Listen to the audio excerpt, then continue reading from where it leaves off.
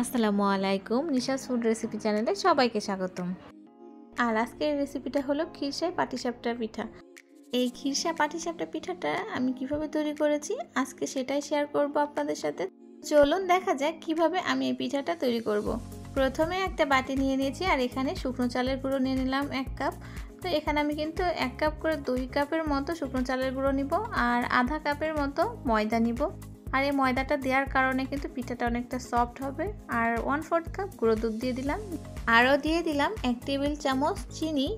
এবার শুকনো উপকরণগুলো ভালো করে নেড়েচেড়ে একটু মিশিয়ে নিতে হবে। আমি হ্যান্ড উইক্সের সাহায্যে সুন্দর করে মিশিয়ে নিচ্ছি। এবার এখানে অ্যাড করব গুড়। এখানে আমি খেজুরের গুড় দিয়ে দিলাম 1/4 কাপ। গুড়টা দেওয়ার পরে শুকনো উপকরণগুলো আবারও ভালো করে নেড়েচেড়ে মিশিয়ে নিব। আর এই যে কাজটা কিভাবে করছি আপনারা কিন্তু দেখতেই পাচ্ছেন। তো এবার এখানে যেহেতু ব্যাটার তৈরি হবে পিঠার জন্য আমি পানি দিয়ে দিলাম। আর এই পানিটা কিন্তু একবারে দিব না, আমি 2-3 বারে পানিটা অ্যাড করব। আপনারা আপনাদের সুবিধা মতো পানিটা অ্যাড করে নিতে পারেন। এবার হ্যান্ড উইক্সের সাহায্যে আমি একটা সুন্দর ব্যাটার তৈরি করে নিলাম পিঠার জন্য। তো সামান্য একটু লবণ দিয়ে দিয়েছি। লবণটা দেওয়ার পরে আবারও একটু ভালো করে আমি হ্যান্ড উইক্স দিয়ে এটা মিশিয়ে নিব। ব্যাটারটা কতটা পারফেক্ট হয়েছে সেটা একটু দেখিয়ে দিলাম। এবার ঢাকনা দিয়ে ঢেকে দিব আর এটা একটু সাইডে রেখে রেস্টে রেখে দিব। এবার পিঠার ভেতরে পুরটা তৈরি করার জন্য চুলাতে চলে এসেছি। চুলাতে প্যান বসিয়ে দিয়েছি আর এবার দিয়ে দিলাম 1 টিস্পুন ঘি। ঘিটা দেওয়ার পর একটু নেড়েচেড়ে নিলাম আর দিয়ে দিলাম চালের গুঁড়ো। এটা শুকনো চালের গুঁড়ো, 3 টেবিল চামচের মতো শুকনো চালের গুঁড়ো নিয়েছি আমি। চালের গুঁড়োটা ভালো করে ভেজে নিতে হবে আর সুন্দর একটা স্মেল আসা অবধি এটা ভাজতে হবে। ভাজতে ভাজতে এটার কালারটা অনেকটা চেঞ্জ হয়ে আসবে, তখন অ্যাড করব লিকুইড দুধ।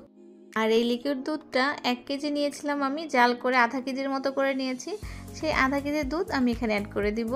তো এখানে দুধটা দেওয়া হয়ে গেছে। এবার এখানে দিয়ে দিলাম এলাচ গুঁড়ো।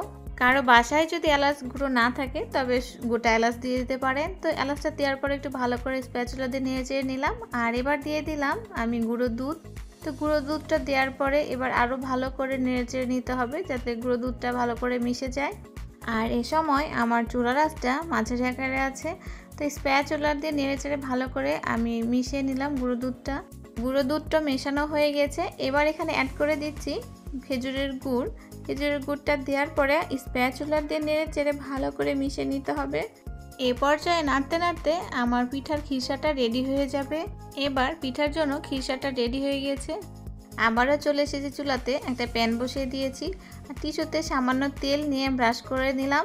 আর এবার এখানে যে আগেতে ব্যাটারটা করে রেখেছিলাম সেই ব্যাটারটা দিয়ে দিলাম প্যানে। প্যানটা ঘুরিয়ে যতটা সম্ভব ব্যাটারটাকে 4 সাইড ছড়িয়ে দিতে হবে। এ পর্যায়ে আমার চুলার আঁচটা কিন্তু মিডিয়াম টু লোয়ে থাকবে আর কিছুক্ষণ পর কিন্তু এই পিঠাটার কালার চেঞ্জ হয়ে আসবে। এ পর্যায়ে দিয়ে দিব আগে থেকে তৈরি করে রাখা খিরসাটা। আর আপনারা চাইলে এই খিরসার পরিমাণটা কিন্তু কম বেশি করে দিতে পারেন। যে সাইডে খিরসাটা দিয়েছিলাম সেই সাইড থেকে আস্তে আস্তে আমি ফোল্ড করে নিচ্ছি। তো এই তো আমি স্প্যাচুলার সাহায্যে কাজটা করে নিচ্ছি। পিঠাটা ফোল্ড করা হয়ে গিয়েছে। এবার একটু এপাশ ওপাশ ভালো করে একটু ভেজে নিব। এবার একটা পাটিসাপটা পিঠা আমার রেডি হয়ে গেল। এভাবে সবগুলো পাটিসাপটা পিঠাই কিন্তু আমি তৈরি করে নিব। এবার একটা হাফ প্লেটে তুলে নিলাম। তবে খুব সহজেই তৈরি হয়ে গেল আমার খিরসাই পাটিসাপটা পিঠা। আমার এই ভিডিওটা যদি আপনাদের ভালো লেগে থাকে অবশ্যই একটা কমেন্ট করে জানাবেন। ভালো লাগলে ভিডিওটা শেয়ার করবেন। সবাই ভালো থাকবেন। আল্লাহ হাফেজ।